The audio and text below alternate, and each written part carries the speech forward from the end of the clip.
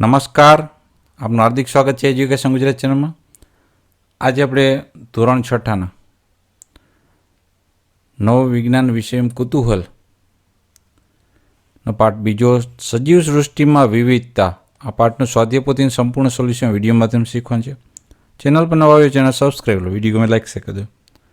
પહેલો પ્રશ્ન છે, નીચેના દરેક પ્રશ્નના ઉત્તર માટે આપેલા વિકલ્પમાંથી સાચો વિકલ્પ શોધી તેનો ક્રમ અક્ષર પ્રશ્ન સામે પહેલાં બોક્સમાં લખો. પહેલો પ્રશ્ન, નીચેના પૈકી કઈ વનસ્પતિ છોડ છે? તો એ છે ટામેટી. બીજો પ્રશ્ન, નીચેના પૈકી કઈ વનસ્પતિ સૂપ છે? તો એ છે જાસૂદ. ત્રીજો પ્રશ્ન, નીચેના પૈકી કઈ વનસ્પતિ વૃક્ષ છે? તો એ છે આંબો. પ્રશ્ન નંબર ચોથો, નીચેના પૈકી કઈ વનસ્પતિ વેલા સ્વરૂપે જોવા મળે છે? તો એ છે વટાણા. પાંચમો પ્રશ્ન, કઈ વનસ્પતિના પર્ણો જાળીદાર શિરાવિન્યાસમાં હોય છે? તો એ છે આંબાના. છઠ્ઠો પ્રશ્ન, કઈ વનસ્પતિના પર્ણો સમાંતર શિરા વિન્યાસમાં હોય છે? તો એ છે કેળ. સાતમો પ્રશ્ન, નીચેના પૈકી કઈ વનસ્પતિ સોટી મૂળ ધરાવે છે? તો છે સરસવ. આઠમો પ્રશ્ન, નીચેના પૈકી કઈ વનસ્પતિ તંતુમય મૂળ ધરાવે છે? તો એ છે મકાઈ, જેની બે ફાડ થતી હોય, બરાબર, તો એના મૂળ છે એ સોટી મૂળ હોય, અને જેના અનાજ હોય, બરાબર, ફાડ ના થતી હોય, તો એના તંતુમય મૂળ હોય છે, એમ યાદ રાખવાનું. નવમો પ્રશ્ન, કઈ વનસ્પતિના બીજમાં એક બીજપત્ર હોય છે? તો એ છે મકાઈ. પ્રશ્ન નંબર 10, માછલી તેના શરીરના કયા અંગ દ્વારા પાણીમાં હલનચલન કરે છે? તો એ છે મીન પક્ષ દ્વારા. 11મો પ્રશ્ન, નીચેના પૈકી કયું પ્રાણી પાણીમાં તેમજ જમીન પર રહી શકે છે? તો એ છે દેડકો. 12મો પ્રશ્ન, નીચેનામાંથી કયું વૃક્ષ પર્વતીય વિસ્તારમાં જોવા મળે છે? તો એ છે દેવદાર. 13મો પ્રશ્ન, નીચેના પૈકી કઈ વનસ્પતિ રણ પ્રદેશમાં જોવા મળે છે? તો એ છે થોર. 14મો પ્રશ્ન, ઊંટના શરીરના કયા ભાગમાં ખોરાકનો સંગ્રહ થાય છે? તો એ છે કુંદ. પ્રશ્ન નંબર 15, નીચેના પૈકી કયું અનુકૂલન ઊંટને પાણીની અછત સામે ટકી રહેવા માટે મદદ કરતા નથી? તો છે તેને લાંબા પગ હોય છે એ. પ્રશ્ન નંબર બીજો, ખાલી જગ્યા પૂરો. પહેલો પ્રશ્ન, એમાં ખાલી જગ્યા પહેલી, પ્રાણીઓના જમીન પરના નિવાસ સ્થાનને ખાલી જગ્યા કહેવાય છે, તેને કહેવાય છે ભૂનિવાસ. બીજી ખાલી જગ્યા, કેટલાક પ્રાણીઓ પાણીમાં તેમજ જમીન પર એમ બંને જગ્યાએ રહી શકે છે, તેને ખાલી જગ્યા પ્રાણી કહેવાય, એને કહેવાય છે ઉભયજીવી. ત્રીજી ખાલી જગ્યા, માછલી ખાલી જગ્યાની મદદથી પાણીમાં તરી શકે, એ છે મીન પક્ષો. ચોથી ખાલી જગ્યા, ખાલી જગ્યા વિસ્તારના વૃક્ષો સામાન્ય રીતે શંકુ આકારના હોય અને ઢાળવાળી શાખાઓના સોયાકાર પર્ણો ધરાવે છે, તો છે પર્વતીય વિસ્તારના.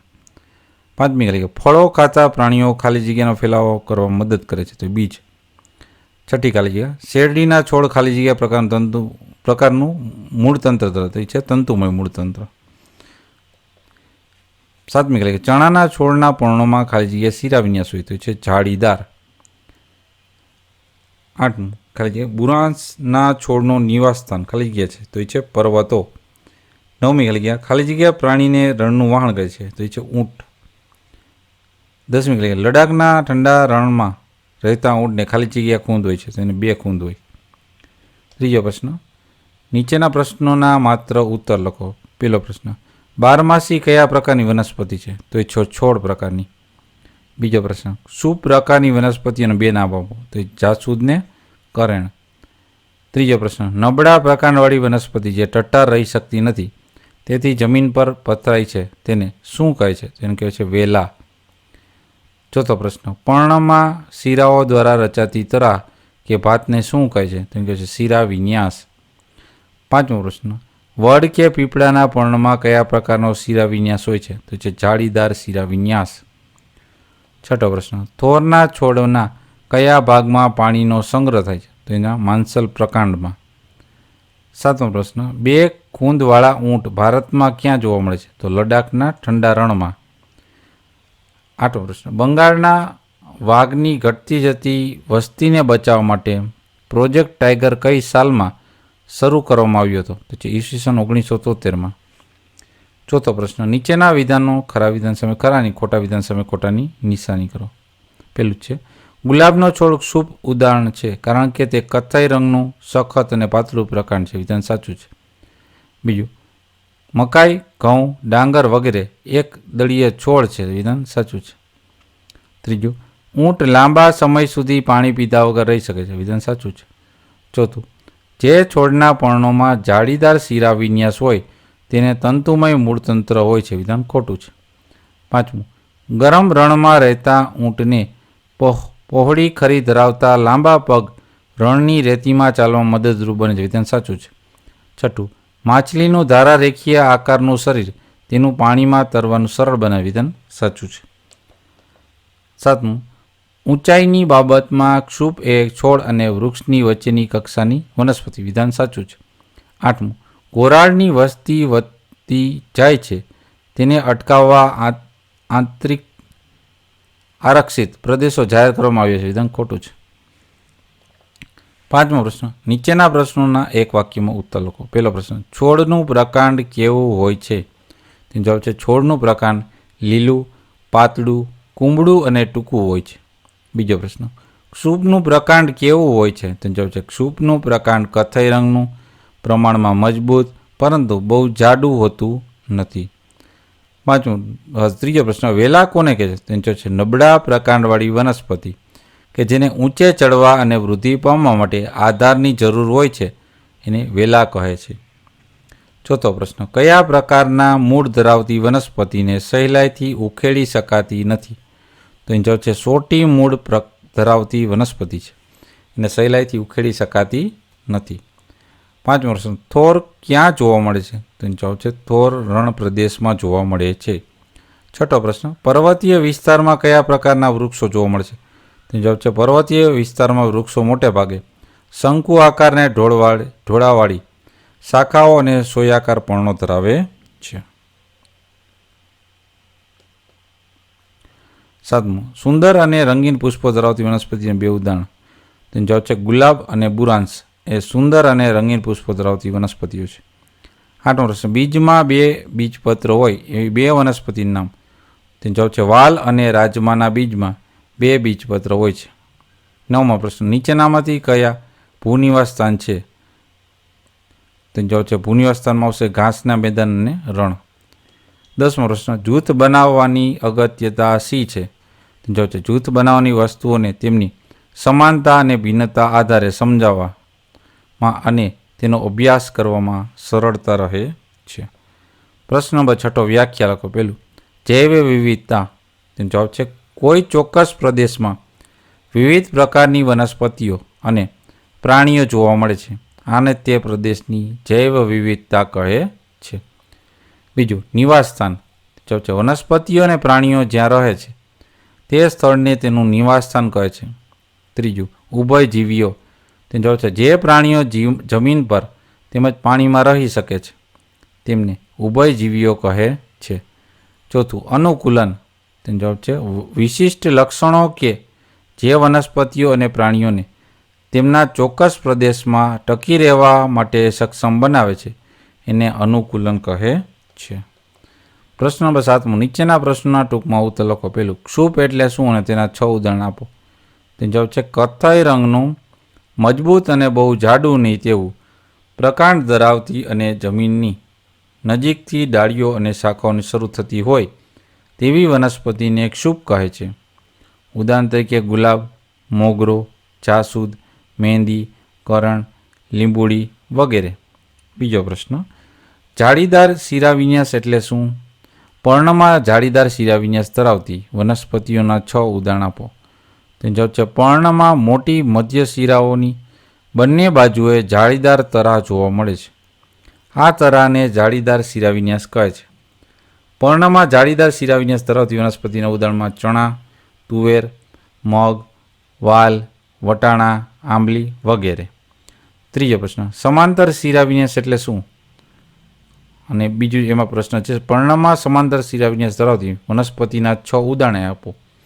તેનો જવાબ છે પર્ણમાં બધી જ શિરાઓ એકબીજા સાથે સમાંતર હોય તો તરા એટલે કે ભાતને સમાંતર શિરાવિન્યાસ કહે છે. પર્ણમાં સમાંતર શિરાવિન્યાસ ધરાવતી વનસ્પતિનું ઉદાહરણમાં આવશે ઘાસ, કેળ, શેરડી, વાંસ, ઘઉં, મકાઈ વગેરે. ચોથો પ્રશ્ન, સોટી મૂળ એટલે શું? સોટી મૂળ ધરાવતી વનસ્પતિના 6 ઉદાહરણ આપો. તેનો જવાબ છે વનસ્પતિને મુખ્ય એક મૂળ હોય અને એમાંથી આજુબાજુ ઉદ્ભવતા નાના મૂળ હોય તો એ મુખ્ય મૂળને સોટી મૂળ કહે છે. સોટી મૂળ ધરાવતી વનસ્પતિ ઉદાહરણમાં આવશે મગ, ચણા, તુવેર, આંબો, લીમડો, વડ વગેરે. 5મો પ્રશ્ન, તંતુમય મૂળ એટલે શું? તંતુમય મૂળ ધરાવતી વનસ્પતિને 6 ઉદાહરણ આપો. જો છે વનસ્પતિને મુખ્ય મૂળ ન હોય પરંતુ તેના પ્રકારના પાયામાંથી એક સરખા પાતળા અને તાંતણા જેવા અસંખ્ય નાના મૂળ ઉદ્ભવેલા હોય તો આવા મૂળને તંતુમય મૂળ કહે છે. તંતુમય મૂળ ધરાવતી વનસ્પતિનો ઉદાહરણમાં આવશે ઘાસ, ઘઉં, બાજરી, જુવાર, ડાંગર અને શેરડી વગેરે. 6થો પ્રશ્ન, દ્વિદળીય વનસ્પતિ એટલે શું અને 6 ઉદાહરણ આપો. જવાબ છે વનસ્પતિના બીજમાં 2 બીજપત્ર હોય તો તેવી વનસ્પતિને દ્વિદળીય વનસ્પતિ કહે છે. તેનો જવાબ પછી વધારામાં ઉદાહરણમાં જોઈએ તો દ્વિદળીય વનસ્પતિના ઉદાહરણમાં આવશે મગ, તુવેર, રાજમા, ચણા, આંબો, આંબલી વગેરે. પ્રશ્ન નંબર 7મો, એકદળીય વનસ્પતિ એટલે શું? તેના 6 ઉદાહરણ આપો. જવાબ છે વનસ્પતિના બીજમાં એક જ બીજપત્ર હોય તો તેવી વનસ્પતિને એકદળીય વનસ્પતિ કહે છે. એકદળીય વનસ્પતિના ઉદાહરણમાં આવશે બાજરી, ડાંગર, ઘાસ, જુવાર, ઘઉં, મકાઈ વગેરે. પ્રશ્ન નંબર 8, નીચેના પ્રાણીઓમાં હલનચલનની રીત અને એના હલનચલનનું અંગ જણાવો. પ્રાણીમાં છે કાગડો, માછલી, વંદો અને બકરી. તો કાગડો છે હલનચલન રીતમાં ઉડવું અને ચાલવું, અને હલનચલનનું અંગ છે પાંખો અને પગ. માછલી એટલે કે હલનચલન રીત છે તરવું, હલનચલન અંગ છે મીનપક્ષ. વંદો તો હલનચલનની રીત છે ચાલવું ને ઉડવું, હલનચલનનું અંગ છે પગ ને પાંખો. બકરીનું હલનચલન રીત છે ચાલવું, હલનચલનનું અંગ છે પગ. પ્રશ્ન નંબર 9, નીચેના પર્ણો ઓળખો અને તેનો શિરા વિન્યાસ જણાવો. આકૃતિ એ અને આકૃતિ બીનો બેનું કહ્યું છે. તો આકૃતિ એ છે એ જાસૂદનું પર્ણ છે અને એનો પર્ણ શિરા વિન્યાસ કયો છે? જાળીદાર શિરા વિન્યાસ છે. જ્યારે બી આકૃતિ છે એ કેળનું પર્ણ છે અને એનો સમાંતર શિરા વિન્યાસ છે. પ્રશ્ન નંબર 10, નિવાસસ્થાનના જુદા જુદા પ્રકાર જણાવો. તેનો જવાબ છે નિવાસસ્થાનના મુખ્ય 2 પ્રકાર છે. પેલું ભૂમિ એટલે કે સ્થળ જ નિવાસ, બીજું જલીય નિવાસસ્થાન. ભૂમિય નિવાસસ્થાનમાં નીચેનો સમાવેશ થાય છે. એમાં જંગલો પેલું, બીજું ઘાસના મેદાનો, ત્રીજું રણ પ્રદેશો, ચોથું પર્વતીય વિસ્તાર અને 5મું છે દરિયા કિનારાનો પ્રદેશ. બીજું જલીય નિવાસસ્થાનના નીચેના સમાવેશ કેમ થાય છે? તો પેલું છે તળાવ, બીજું સરોવર, ત્રીજું નદીઓ, ચોથું મહાસાગર અને 5મું છે કળણ એટલે કે દલદલ એક જાતનું. પ્રશ્ન નંબર 11, અહીં 2 પ્રકારના બીજ આપેલા છે. આ બીજ જે વનસ્પતિના છે તેના મૂળ અને પર્ણ શિરા વિન્યાસ વચ્ચે તમને શું તફાવત જોવા મળે છે? બીજના પ્રકારમાં એક છે ઘઉંનું બીજ અને બીજું છે રાજમાનું. તો ઘઉંના બીજમાં પેલું મૂળ, તેના છોડના મૂળ તંતુમય મૂળ છે. તેના પ્રકારના નીચેના ભાગથી ઉદ્ભવતા પાતળા મૂળનો સમૂહ તંતુમય મૂળ તંત્રની રચના કરે છે. જ્યારે શિરા વિન્યાસ છે તેના પર્ણમાં સમાંતર શિરા વિન્યાસ હોય. જે રાજમાં છે તો મૂળ તેના છોડથી મૂળ સોટીમય મૂળ છે. તેના મધ્યમાં એક મુખ્ય મૂળ અને તેની આજુબાજુ નાના ઉપમૂળ ઉદ્ભવે છે જે સોટીમય મૂળ તંત્ર ધરાવે છે. બીજું છે શિરા વિન્યાસ કેવો હોય તો તેના પર્ણમાં જાળીદાર શિરા વિન્યાસ હોય છે. 12મો પ્રશ્ન, કોષ્ટકમાં આપેલા માહિતી આધારે દરેક જૂથના વનસ્પતિના ઉદાહરણ શોધો. દ્વિદળીય એટલે કે સોટીમય મૂળ તંત્ર કેમાં હોય છે? જાસૂદ, આંબો, સરસવ, ચણા, વાલ, વટાણા, સૂર્યમુખી મૂળો. એકદળીયમાં આવશે તંતુમય મૂળ તંત્ર મકાઈ, ઘઉં, બાજરી, ડાંગર, ઘાસ, શેરડી, જુવાર, કેળ વગેરે. એ છે એ જૂથની વનસ્પતિ બીજી કઈ સમાનતા છે?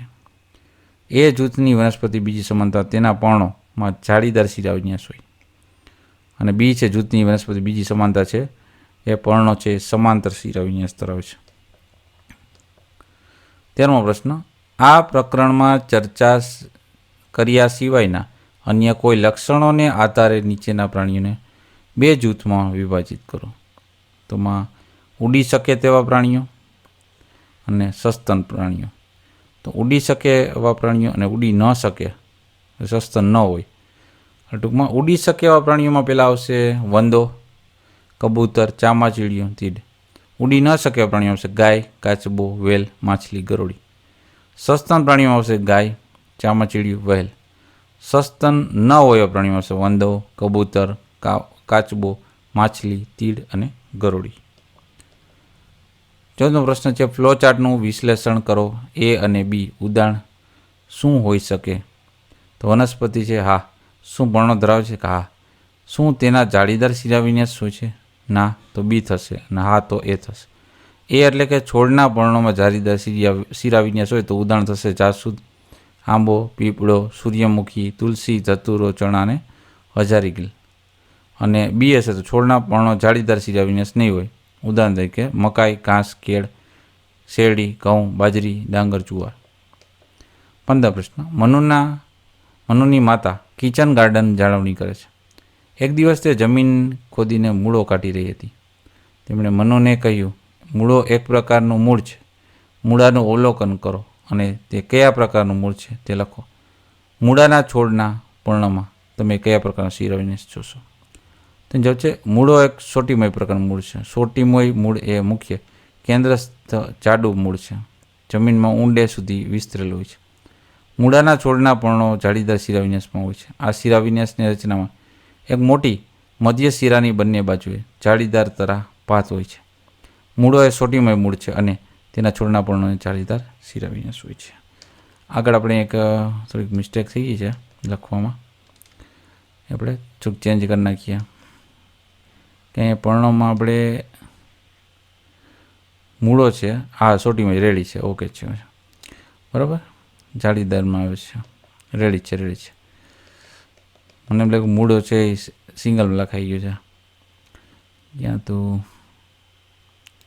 જાળીદાર શિરાવિન્યાસમાં ઓકે રેડી જ છે.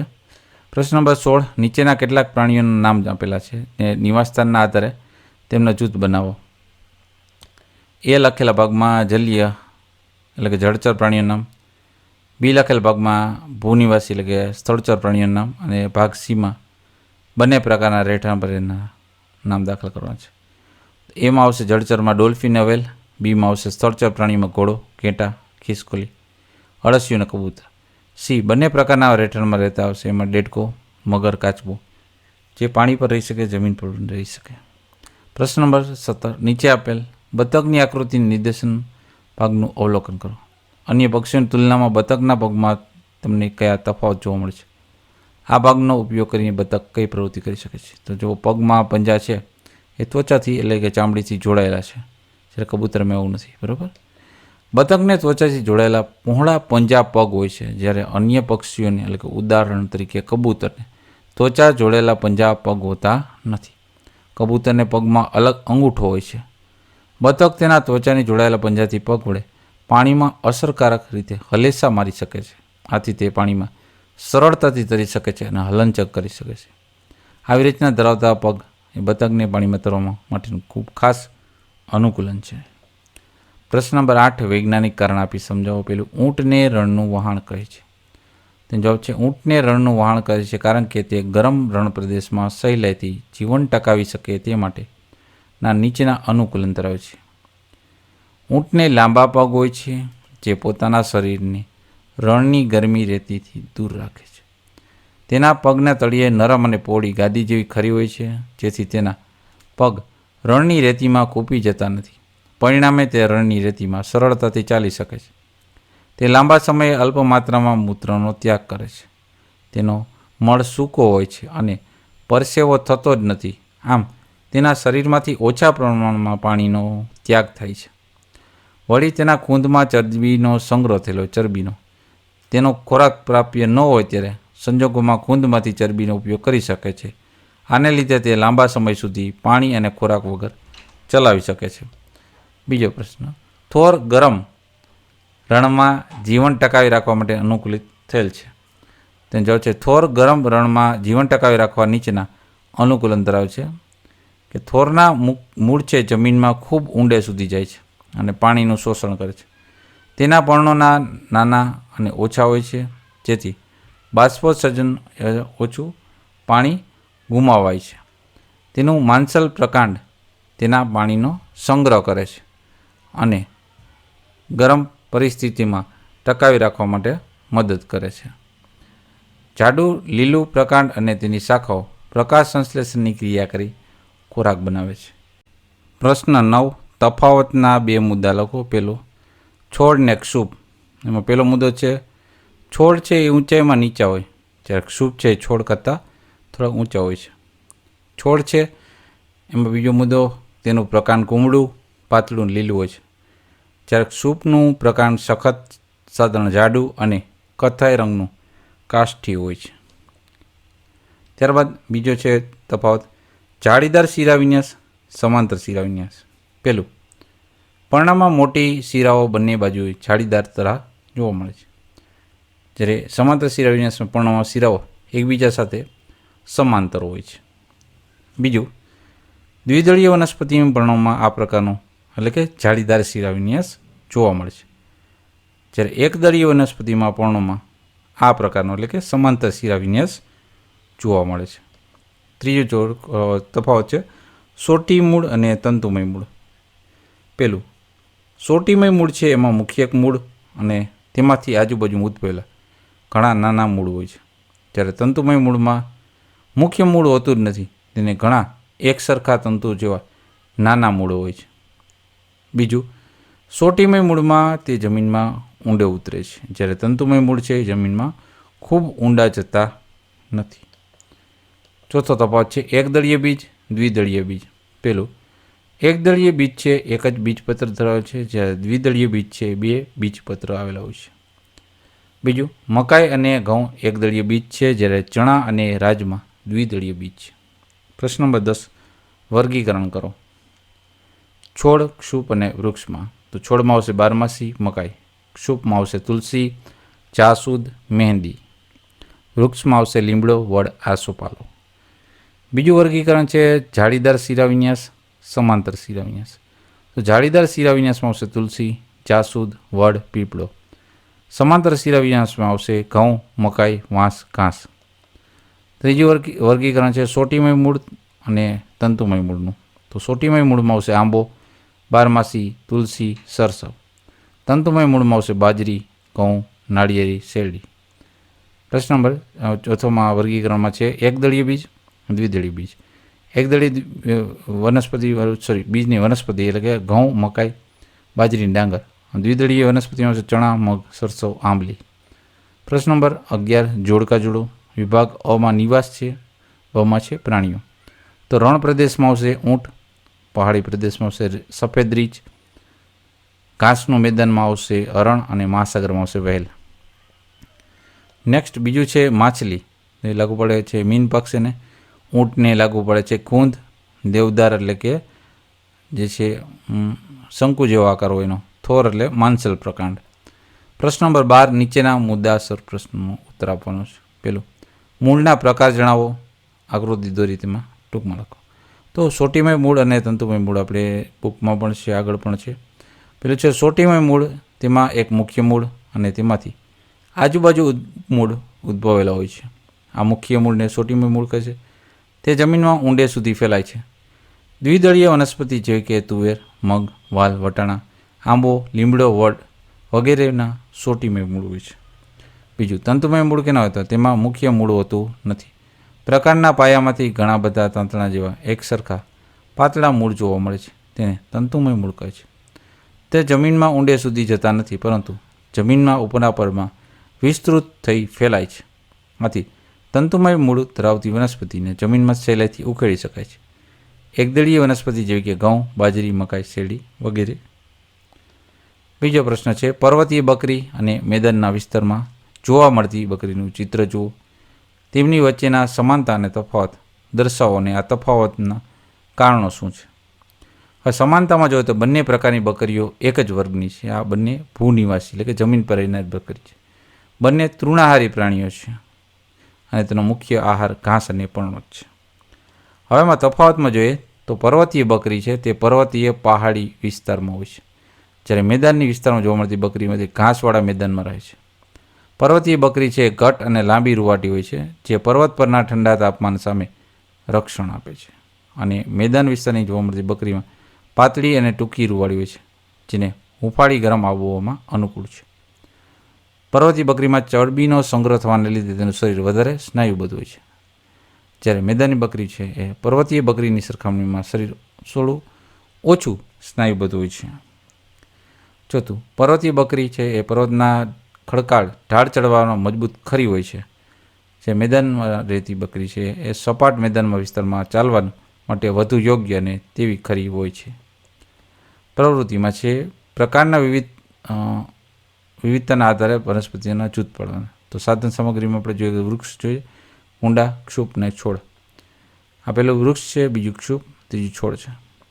પદ્ધતિમાં તમે નેચર વોક પર જવાથી યોજના બનાવો કે તમારી નજીકના બગીચા કે જંગલમાં ચાલવા જવાની એક યોજના બનાવો. બીજું, જુદી જુદી વનસ્પતિની કાળજીપૂર્વક અવલોકન કરો.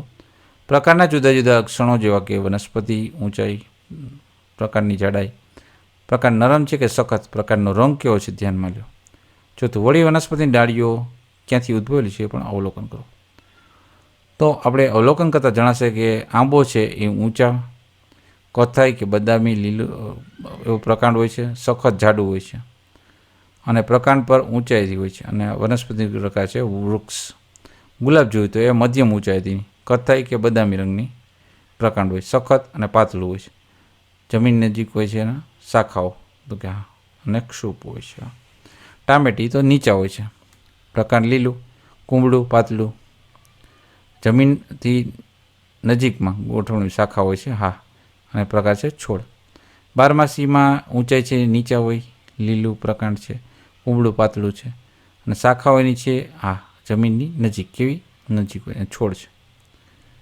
બારમાસી ટામેટી બે બરાબર. પછી જાસૂદમાં મધ્યમ ઊંચાઈ છે ની, કથ્થાઈ કે બદામી પ્રકારનું પ્રકાંડ છે, સખત છે અને પાતળું છે, જમીનની નજીક પ્રકાંડ શાખાઓ આવતી જાય છે ની હા આવશે એમાં.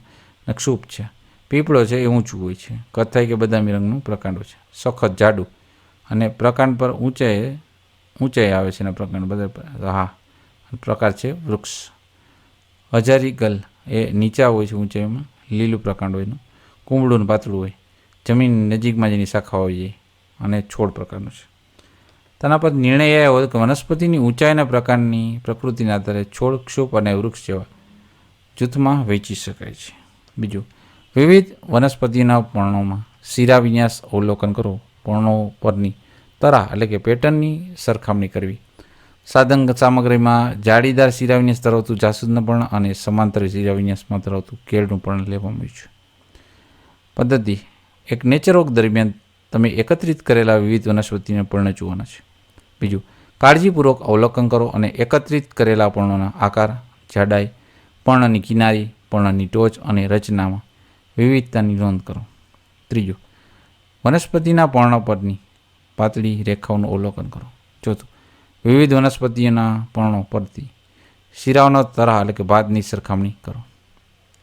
નિર્ણય, પર્ણોની શિરા વિન્યાસ બે પ્રકારના, એક જાળીદાર શિરા વિન્યાસ, બીજું સમાંતર શિરા વિન્યાસ.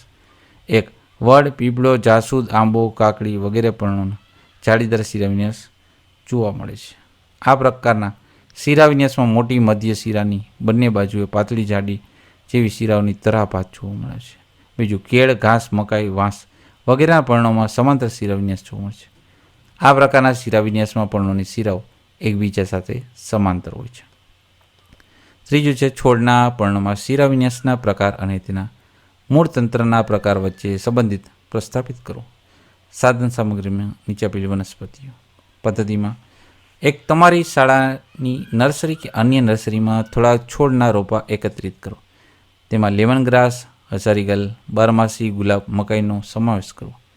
લાવેલા રોપાને રોપતા પહેલાં તેમના મૂળ અને પર્ણોનું શિરા વિન્યાસનું અવલોકન કરો.